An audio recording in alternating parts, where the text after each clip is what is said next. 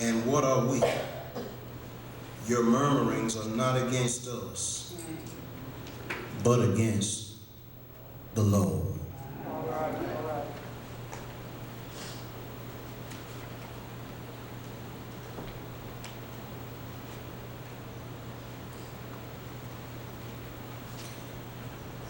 May God bless those who read and obey the Holy Scriptures.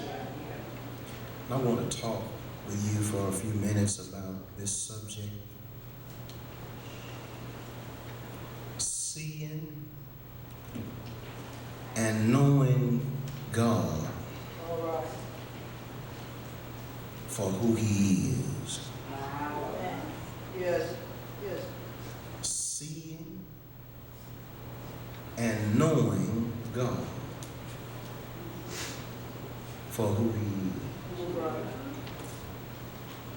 Shake hands with your neighbor, the person seated next to you, on either side, in front or back. Shake hands with them and tell them these words. Seeing and knowing God for who He is. Seeing and knowing God for who He is. That's what I want to talk with you about for these next few minutes. I wish that you would pray for me and pray with me as I attempt to break to us the bread of life.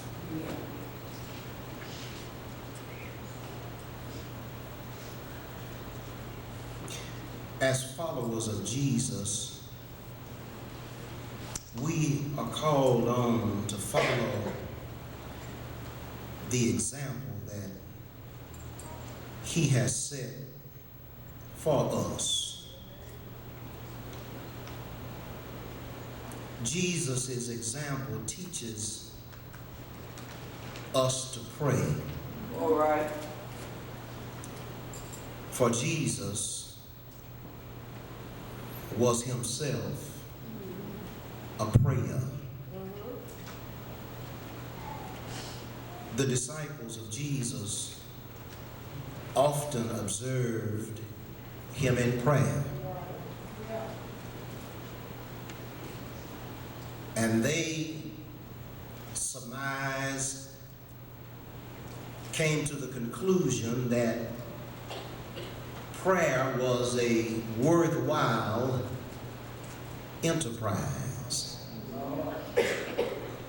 They thought it was something that it was good to be involved with.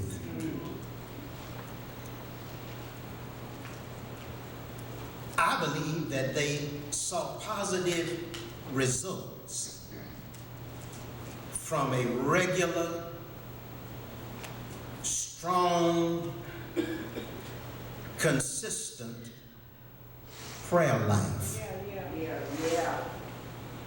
I believe the Bible teaches, and I know it is my experience that when you pray, you have power. And it's not power from nowhere in this place or this world, but it's power from out of this world. It's unlimited, uninhibited, pure, unadulterated power.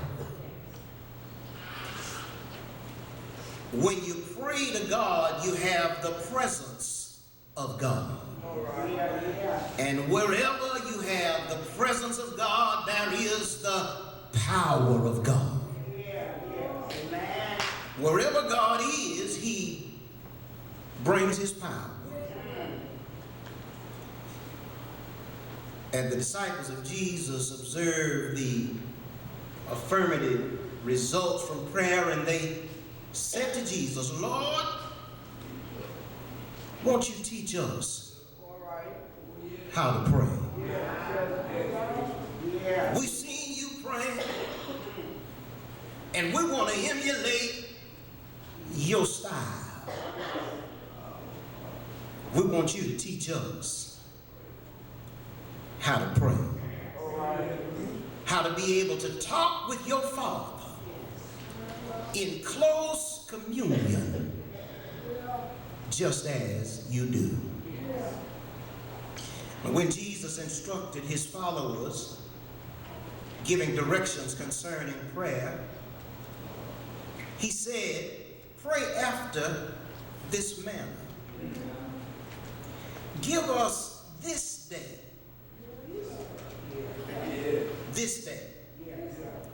our daily bread.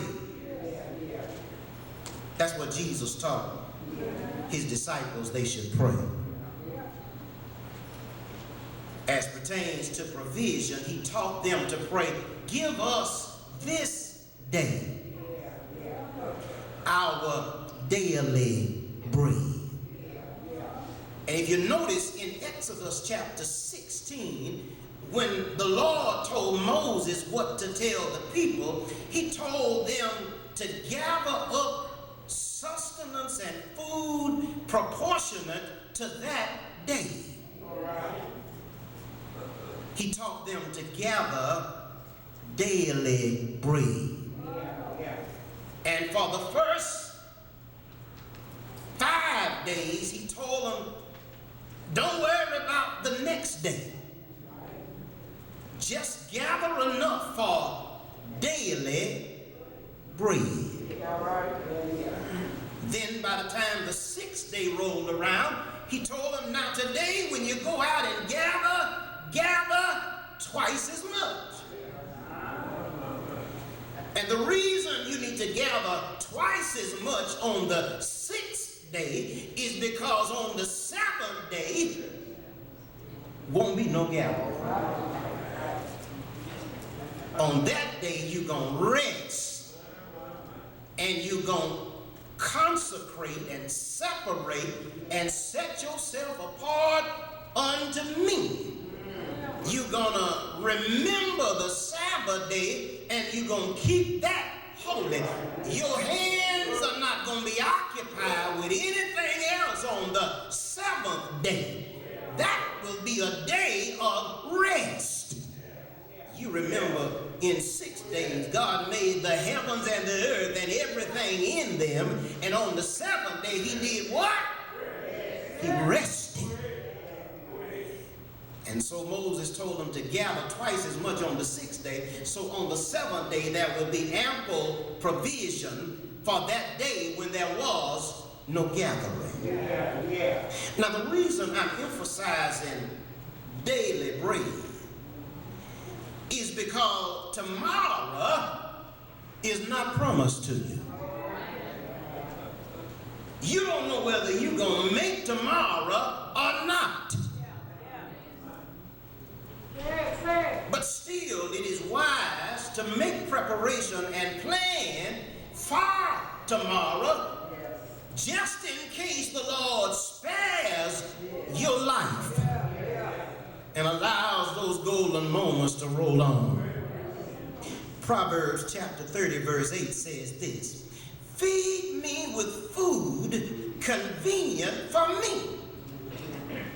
Give me neither poverty nor riches.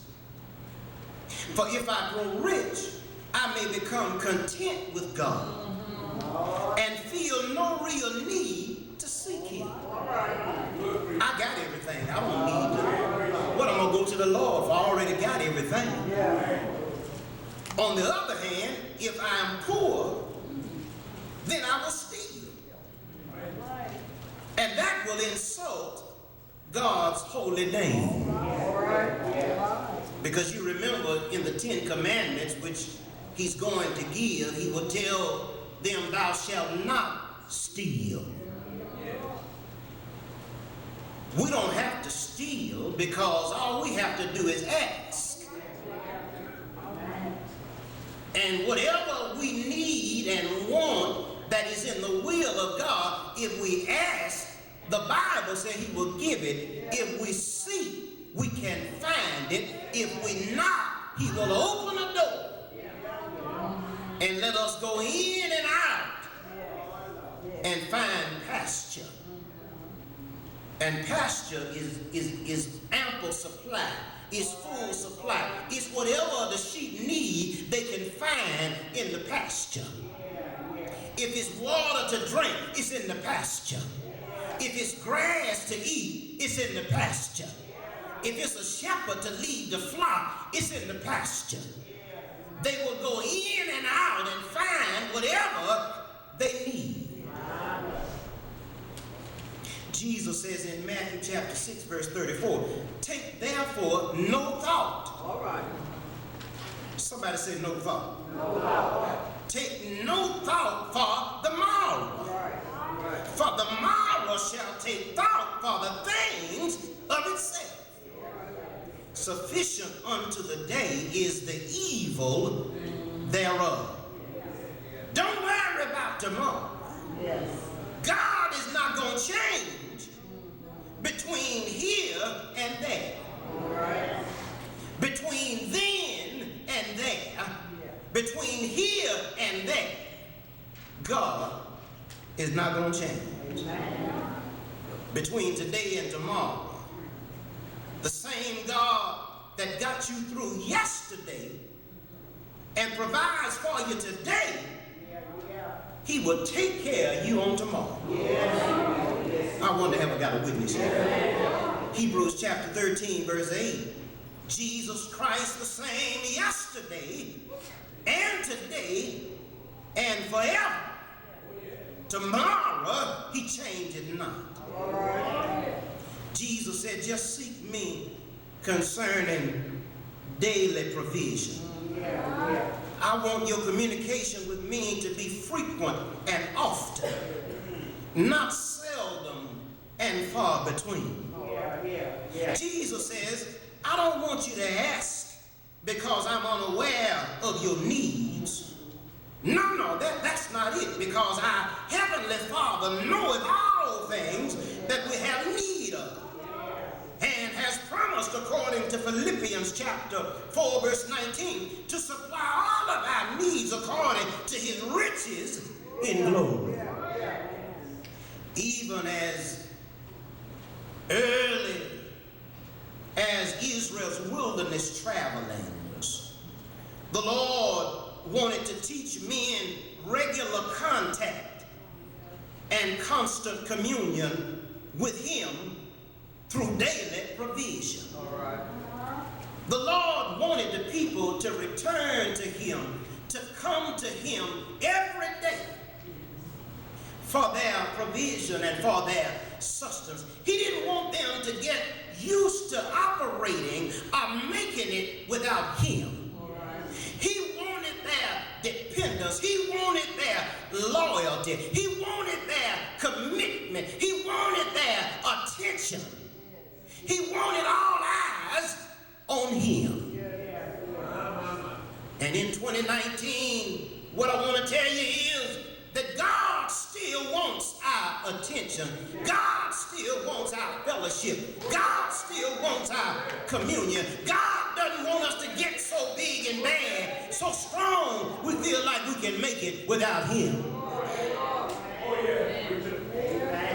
Sometimes the Lord have to move in a mighty way in world events, in current events, in daily occurrences to show us that we need the Lord.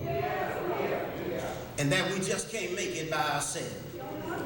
Sometimes the Lord blow through in a hurricane or a tornado. And he's just telling us that we can't make it without him. Sometimes we get wrapped up in things. Shelter over our head, clothes on our back, food on our table. We get wrapped up in things. And sometimes God will just move all those things that we lean on to show us that we ultimately have to lean on the Lord. God doesn't want us looking on the stove for grocery. He wants us looking to him. I don't believe you hear me. Sometimes we get so busy looking at the baker, we don't think about the maker. God don't want you to emphasize the bread baker. He wants you to emphasize the bread maker.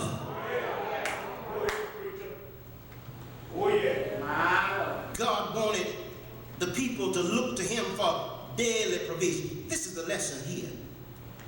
Regular communion and constant contact, even if what we have is for us, we need to understand it's not just for us. There's a difference between something being for us and it being just for us. All right. Whatever you have, true enough, it may be for you. But what you got to understand is it's not just for you. What we have is for God's glory. What we have is to be shared with our fellow man as we indeed are our brother's keeper.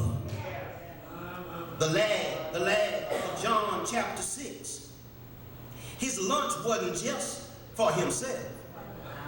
His 2 small fish, his 5 barley loaves were for God's usage. All right. God gave the lad his lunch, and the lad brought the lunch to the gathering, to the congregation.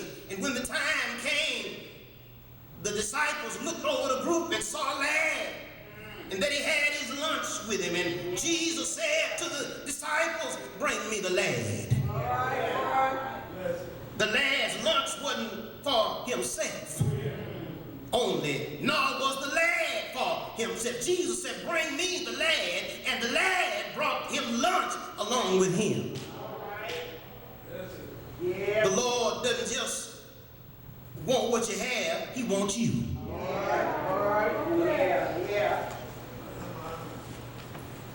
The lad's lunch was for God's distribution, God's multiplication. It was for God's glory. Then the lad's lunch was for the multitude. For the multitude's supply and sustenance and provision. What was the lad's was for God's honor to demonstrate his abundant supply. Whatever you have, God just put it with you so that he can use it to give glory to himself. If you got some children, if you got a wife, a husband, a family, if you got people who love you and care about you, whatever things you are in possession of, God just gave you that so that you can give it back to him and he can get the glory.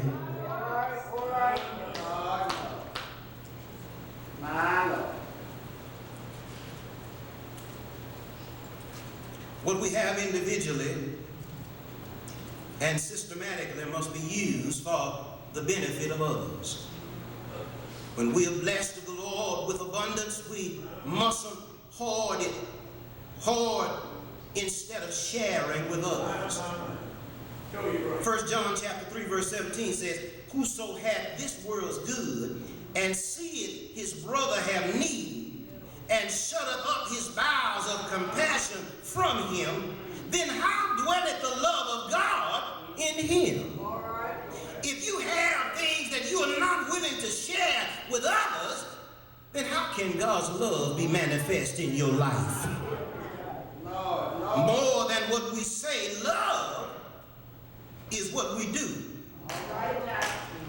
And as believers, we show our regenerated nature and our identification with divinity when we, by our behavior and actions and our deeds, show love instead of talking it and saying it in word only. Love not only in word, but in deed also. Proverbs 11:24 tells us that by scattering or sharing, you gather and increase your own value and worth. When you hold what you got, it's lost right there. But when you share what you have, when you give as given unto you, good measure, pressed down, shaken together, running over, shall men give into your bosom. But with the same measure ye meet, it shall be measured to you again.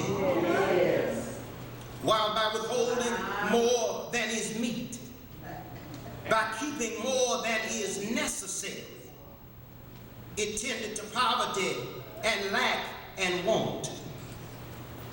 Faithful stewardship is using what God has entrusted to you the way he says instead of the way you want. All right. It is an investment in yourself. In Luke chapter 12, verse 33, Jesus says, faithful and benevolent stewardship provides bags which wax not old.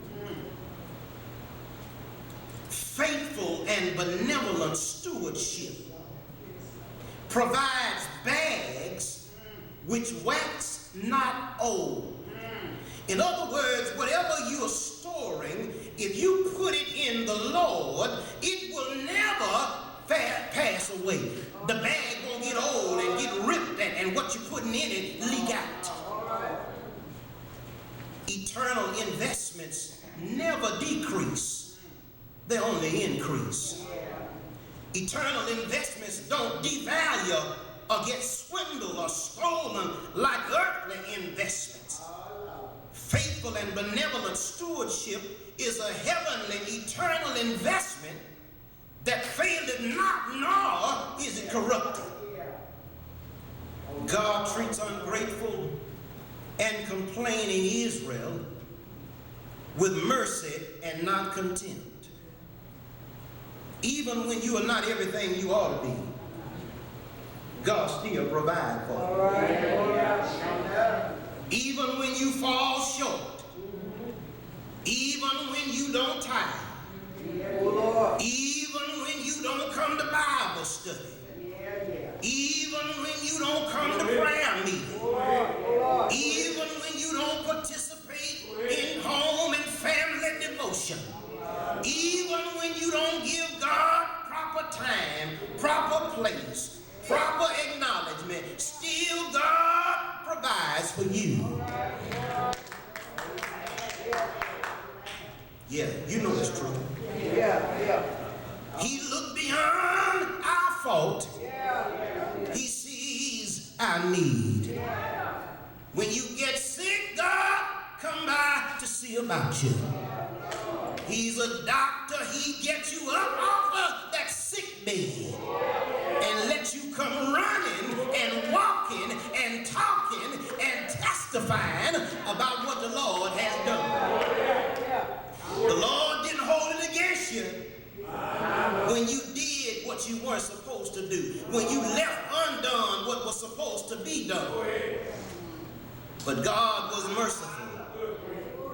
God fed them despite their complaining. Now the book of Exodus records God's acts of faithfulness and grace as he leads Israel to the land of promise in fulfillment of his promise to their forefathers, Abraham, Isaac, and Jacob. Exodus presents a series of problems faced by the people of God, and the God supplies solutions to those problems. Repeatedly during their wilderness wanderings, the children of Israel grumbled and complained against Moses and against Aaron. Wherever they face a crisis. And you know that's the temptation that we have to resist. Times something happens that we are not expecting. When things go against us seemingly, when it doesn't happen the way we thought it was happening, the temptation we have is to panic and to start complaining about why this thing had to happen to me. Why cancer get in me? Why did I fall sick? Why did I lose my job? What I want to tell you is crisis is merely a test on God. God will rain down some things to see how you're going to respond to those things. And it's not that he doesn't know how you're going to respond, but he wants you to observe yourself so that you can know what you need to work on and what you need to improve on. God said, I'm going to drop bread from heaven. I'm going to feed the folk with angel biscuits. Heaven's food. I'm going to drop it down. And if they handle it like I tell them to, then I'm going to give them more and more. But if they handle it, if they are not obedient in their receiving the blessing I give, then I'm going to do some other things. And you know what happened. Instead of them gathering what the Lord told them to gather, they tried to get smart and get extra. And then the extra that they got spoiled and contaminated, and they couldn't use it no way. Whenever you get something that the Lord doesn't want you to have, or you try to go about it in a way that God is not pleased with, that's not in his will, it's not going to work out. It's going to blow up in your face. Moses, in Exodus chapter 16, verse 8, explained to the people that in complaining about the plan and the place and the provision, their grievance is not with him. In Exodus 16 and 2, the whole congregation murmured against Moses and Aaron. But Moses said in verse 8, your complaint is not with me and my brother. Your complaint is with God. You don't like this plan? You don't like this place? You don't like this provision? Understand, it's God you have a problem with. Pilgrimage through a desert in a wilderness. Moses said, I didn't chart this course. This is God's right. This is God's way. And what you got to remember is that God's way is not your way. Nor are his thoughts your thoughts. They are as far apart as the heavens are above the earth. God knows a lot that we don't. And so just because you can't see it doesn't mean God can't. Whereas we may be short-sighted, God, on the other hand, has an all-seeing eye.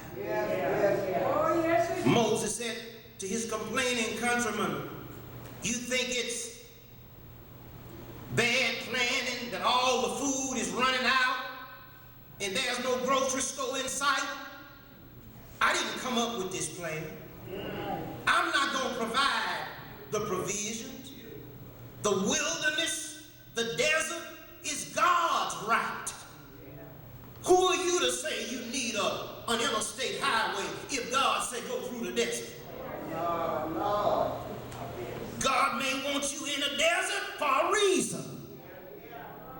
And so God will provide. God will supply the provision. Before you decide you don't like where you're at, before you decide you don't like what you got, before you decide that what's being provided is not sufficient, make sure it's not God's plan. All right. Here's what I've learned about wilderness wandering and desert traveling with the Lord. Is if the Lord leads you to the banks of a Red Sea with a marching army in your rear view, it might be because he wants us to understand it ain't no danger in God's water. If the Lord lead you on the other side of the Red Sea to travel 3 days without drinking water, and then when you get to some water, the water is bitter, it might be because he wants you to know that he is a well of water springing up to everlasting life. All right, Lord. God wants us to know that he's a well of water. My Lord. When the Lord allows you to come to a place where there's bitter water, it may be because he wants you to understand He'll make the bitter water sweet. When the Lord allows you to come to a path where there are no street signs and no street lights at night, it may be because he wants you to know that he is a pillar of cloud by day and a pillar of cloud, pillar of fire by night. If the Lord allows you to come to a desert land, you know, a desert is not known for what it does have. A desert is known for what it does not have. A desert is a barren place. They did not find water in the desert until the Lord led them to an oasis of palm trees and flowing water. Everything that God designs is designed to make us come closer and draw nigh unto him. What I want to tell you today, Shady Grove, is that God wants you to get closer to him. In 2019, God has some things in mind to make us draw nigh to him. Yes, if you draw nigh to God, God will draw nigh to you. If you turn to God in prayer, the Bible tells you God is a prayer-hearing God. This is the confidence that we have in him, that if we ask anything according to his will, he heareth us. And if he heareth us, we know that we have the petition that we make of him. What I want to tell you today, as I get ready to close here now, is the Lord said, I want the people to look to me. That's what we got to say, Shady Grove. I will lift up mine eyes unto the hill from whence cometh my help. And all of my help come from the Lord who made the heavens and the earth. What I want to tell you is that the Lord got the whole world in his hand. Don't pay so much attention to the bread baker. Pay more attention to the bread maker. God fed the children with angel food. Manna from on high began to rain down. And when they needed a meat in their diet, he caused a flock of quails to fly over the congregation. Well, somebody said this bird was often gravitating and habitating in that land. But who was to say that those animals would come by at just the right time to feed the Lord's people? God's got a way you can't get over him. God got a way you can't go under him. God's got a way you can't go around him. You just got to trust in the Lord with all of your heart and lean not to your own understanding. If you in all of your ways acknowledge the Lord, and he will direct your path. The Bible said they stayed in an oasis for many days until they moved on in the wilderness. They stayed in the wilderness for 40 years, and while they stayed there, the shoes on their feet didn't wear out. While they stayed in the wilderness, the clothes on their back didn't fall off. What kind of garment, what kind of shoe you know that won't tear up after 40 years of all-time use? But I want to tell you, when God is in the plan, he'll make a way way. He'll raise you up when you're falling down. He'll feed you when you're hungry and comfort you when you're lonely. You'll be singing a brand new song. Bread of heaven, feed me till I want no more. And Jesus is the bread from heaven. He's bread in a stormy land. He won't just feed your body, but he'll feed your soul. Man can't live by bread alone, but by every word that proceeded from the mouth of God. So faith come by hearing, hearing come by the word of God. His word, I said his word. Is there anybody here that tried my God's word? His word is a bridge in deep water. His word is a mountain mover. His word is a storm stiller. His word is water in dry places. Bread in a stormy land. His word was buried in a grave after being hung on Calvary. And in the early Sunday morning, his word got up from the grave. And the first word out of his mouth was, all power, all power in heaven and earth is in his hands. God wants us to know him for who he is. And whatever our experience in life is designed to foster and develop and nurture that relationship.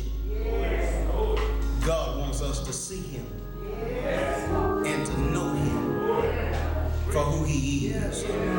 And so he shows us himself so that we can see him and know him and have relationship with him. The door is open. The door is open. If you are here today and you know not the Christ, this is your privilege and your opportunity. You may come as a waiting candidate for water baptism.